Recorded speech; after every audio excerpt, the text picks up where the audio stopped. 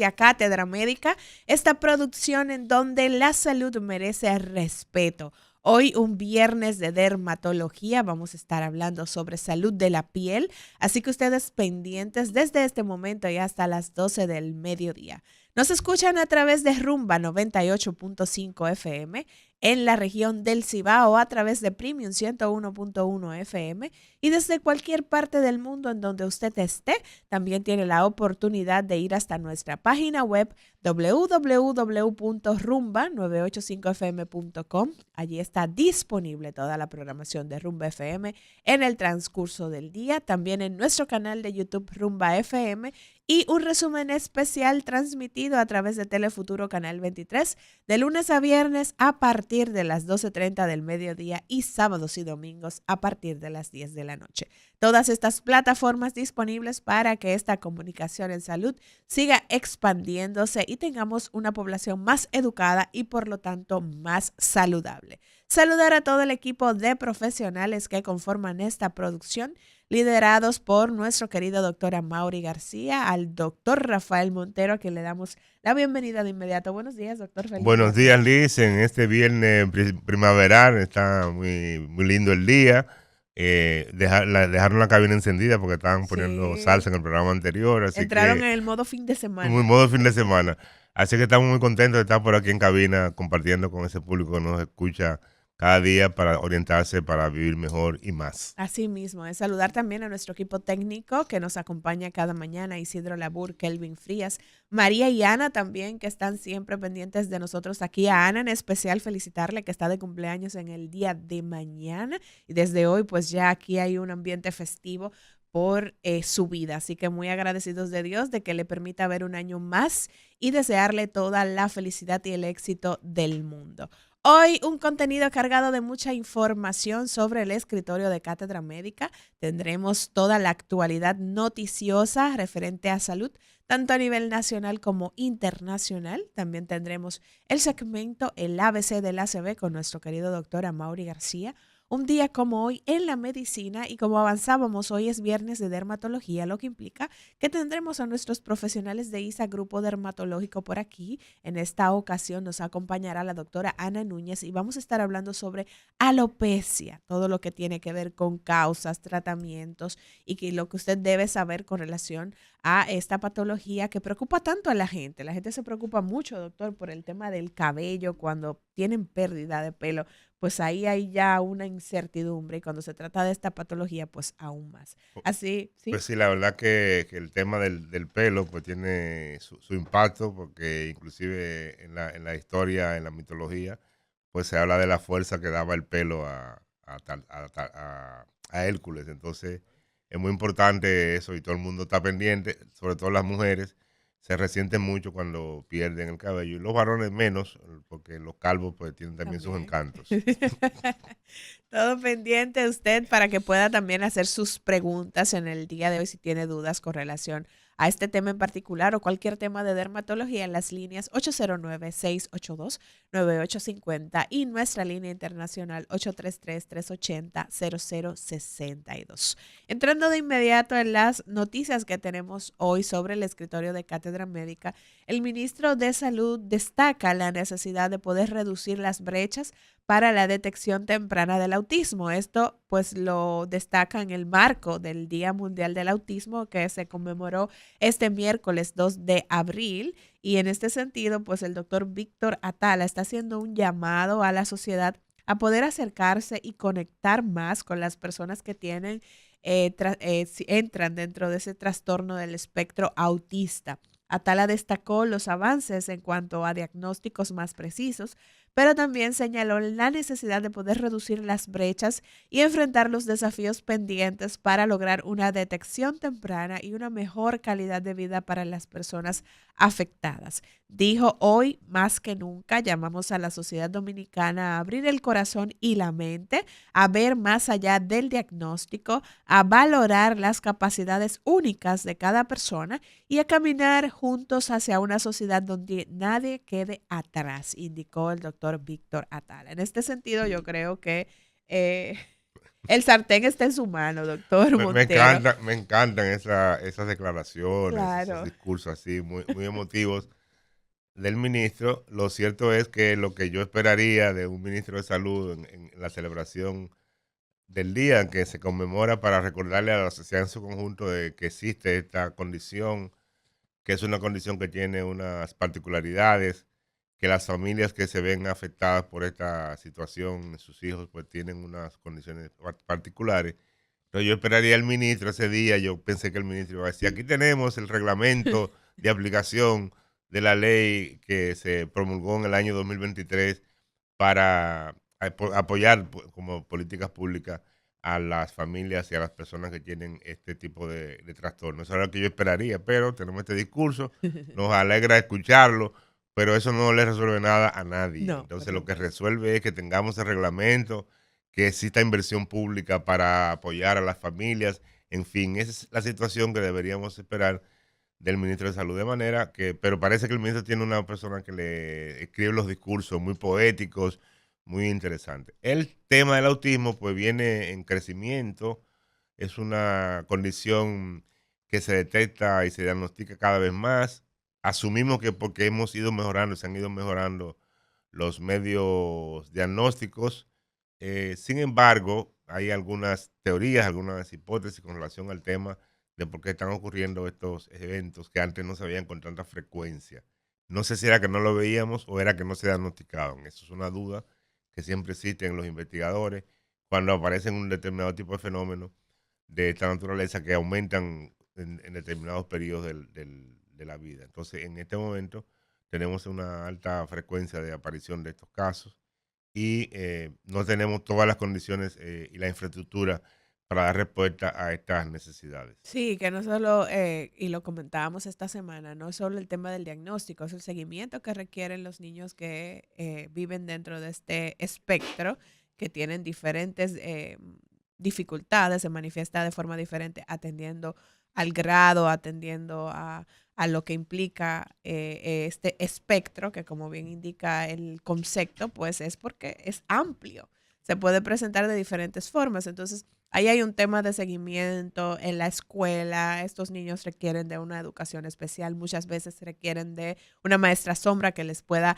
acompañar en el aula, el tema de la alimentación, el tema de las terapias, todo eso. O sea, no es solamente reducir la brecha para lograr ese diagnóstico oportuno, porque Sí, también ahí hay otro tema de que todo lo están diagnosticando como autismo y allí también también. debemos tener mucho cuidado de no cruzar esta línea y de que cuando una familia que tenga dudas se acerca a un profesional del área de la salud mental para establecer ese diagnóstico, pues sea un profesional que esté capacitado para establecer un diagnóstico preciso y seguro y no demos también diagnósticos errados que pues también afecten al niño o a la persona que se sospeche tenga este tipo de trastorno. O sea que Sí. hay muchas vertientes Sí, en este el tema. impacto que tiene esta condición en la familia, en la sociedad, en la escuela, en los servicios, es enorme, porque al final se convive toda la vida con esta condición, una condición que no se supera.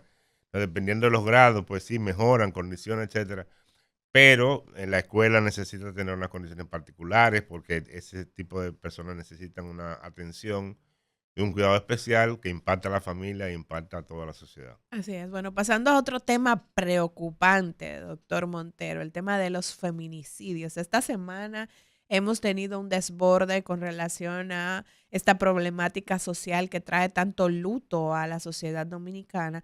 Y hay algunos datos que hablan de que en el país se han registrado unos 18 feminicidios y decenas de casos de violencia de género, lo que va de este año 2025.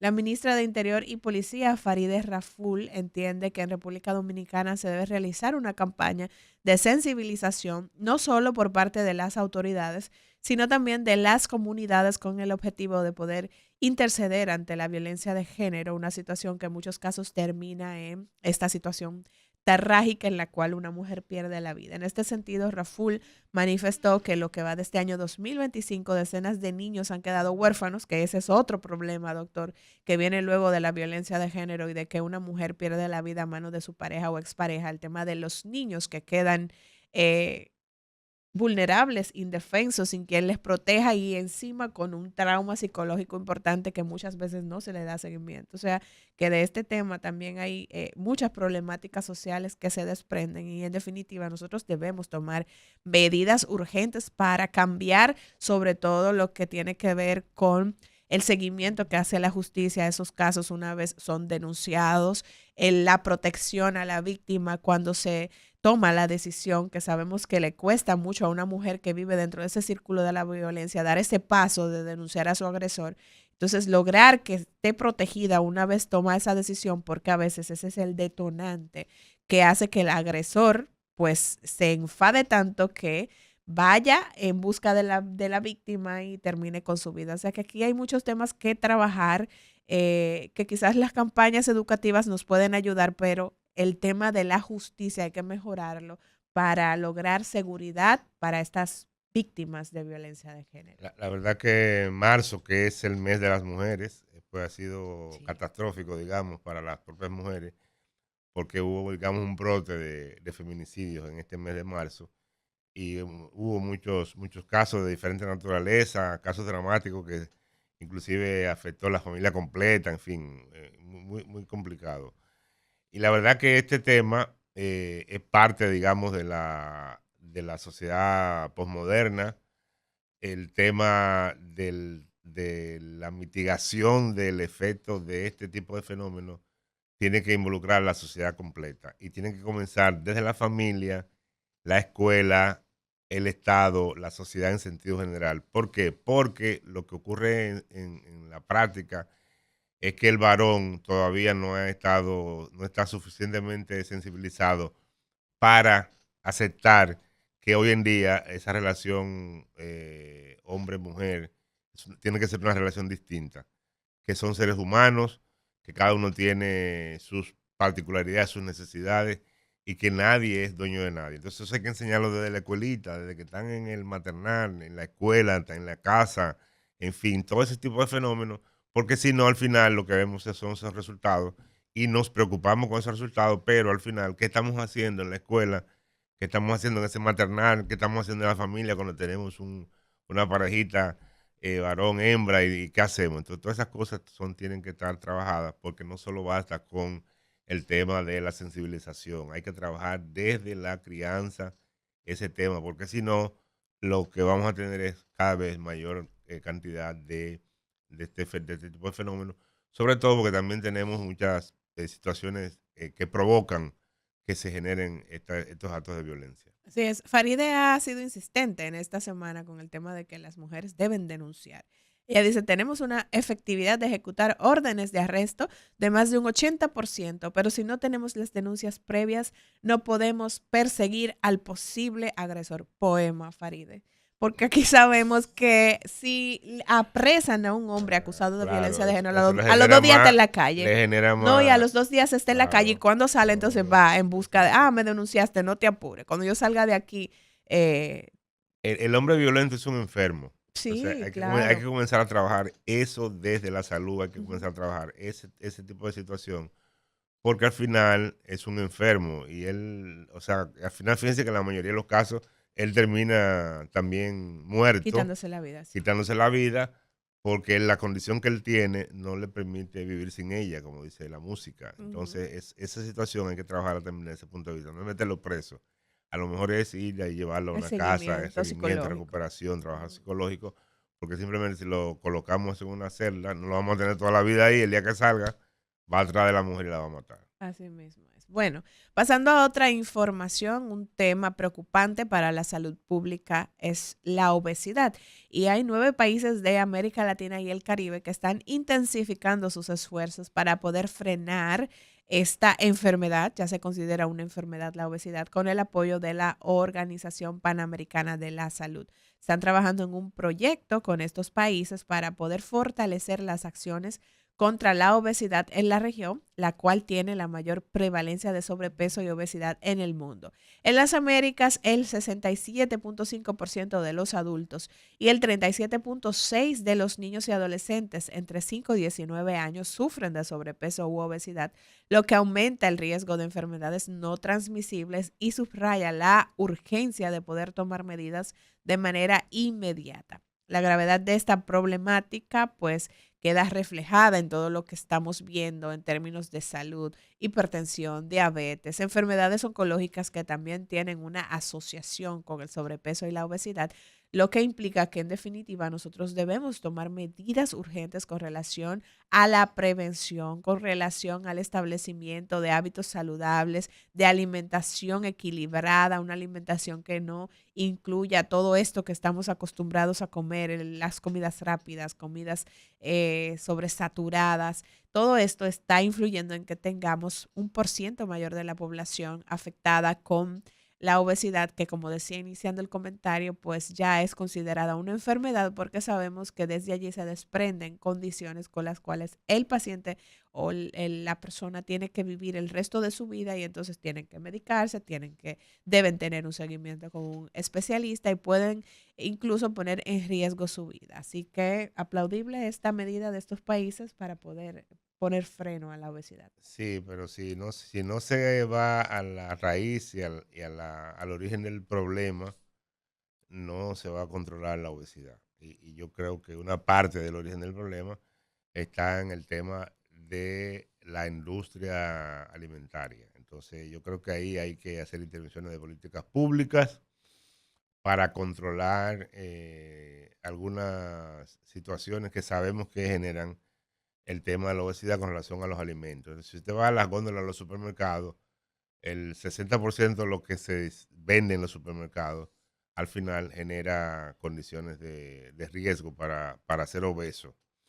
Entonces tenemos que trabajar desde ese punto de vista, desde el punto de vista de políticas públicas, para ver cómo se negocia con la industria para que genere alimentos más saludables, inclusive también tal vez generar algún nivel de incentivo impositivo para este tipo de industria que protejan o que promuevan alimentos más saludables. Porque si no, la gente va a seguir consumiendo y fíjate que en el supermercado, en general, los productos que más, digamos, modifican el índice glicémico son más económicos que los que no lo generan. Entonces, también tenemos que ver todos esos temas porque la verdad que, digamos que tenemos una sociedad que está pensada para que estemos todos gordos. Y entonces, si no hacemos los controles en la raíz del problema, Claro. pues es multifactorial, porque también hay de temas de índole personal, de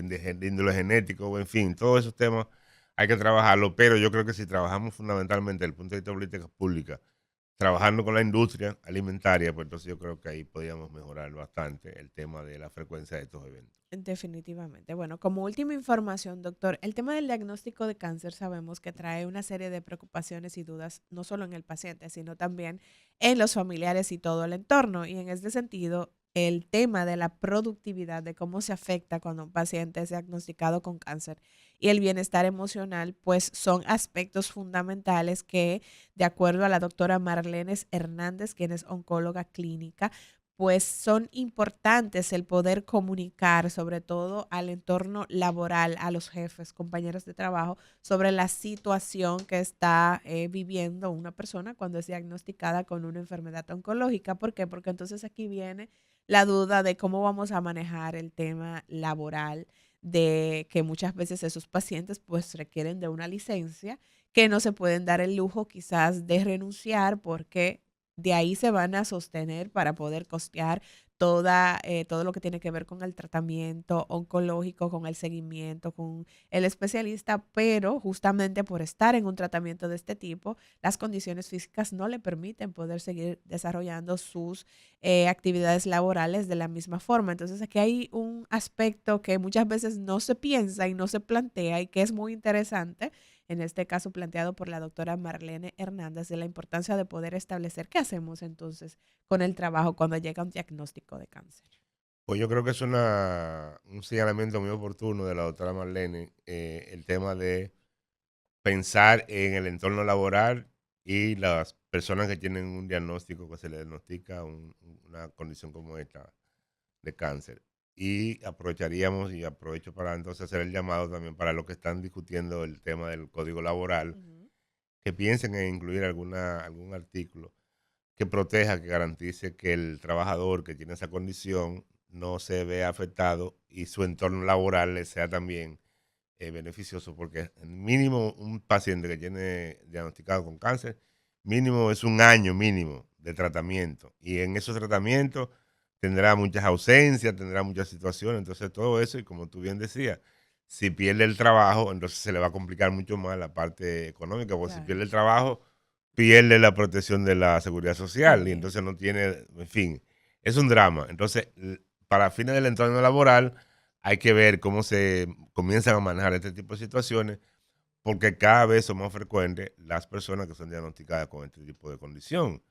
Entonces, por eso es importante que desde el punto de vista del código de trabajo, de legislaciones, se piense en protección a estas personas y que inclusive se les dé algún, y siempre pienso en los incentivos, porque al final los patronos lo que piensan es en los beneficios y en el dinero. Ujú. Entonces, desde el punto de vista del Estado, tendríamos que comenzar a pensar también cómo proteger a estas personas y cómo garantizar que el entorno laboral no le genere una condición de más daño para el tema de su condición particular. Ese es un llamado que me parece muy, Sí, muy interesante, que fíjate que hemos aquí hablado muchos temas relacionados con el cáncer no hemos y tocado nunca eso. habíamos tocado el tema de Claro. cáncer y entorno laboral, Ujú. porque eso es fundamental, sobre todo porque nosotros tenemos una experiencia muy, muy cercana y al final no hubo dificultad porque inclusive el patrón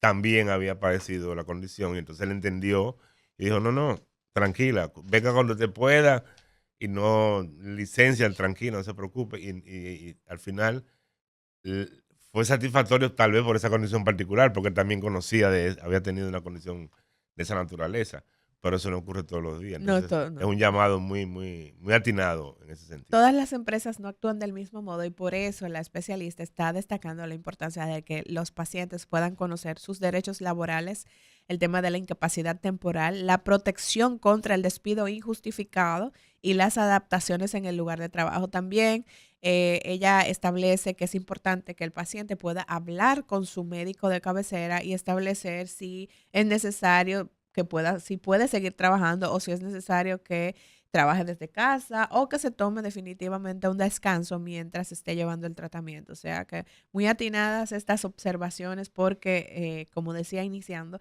es muy preocupante para una persona cuando recibe un diagnóstico de cáncer el entender cuál va a ser la dinámica de hoy en adelante con todo y con el tema laboral, pues aún más porque de ahí depende el seguimiento que va a tener y los Sí, sí. recursos económicos con los que contará para poder tratarse. Sí, casi siempre la recomendación médica es que no licencias, pero ahí eso hay que valorarlo siempre entre el médico y el paciente y depende siempre mucho de la condición particular, del tipo de trabajo que realiza la persona.